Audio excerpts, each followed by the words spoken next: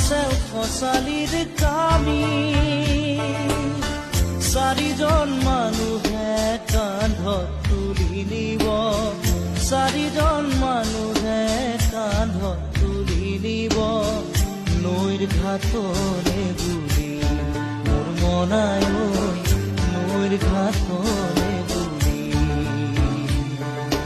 দেহৰ ভৰসা নাই বুজিছানে নাই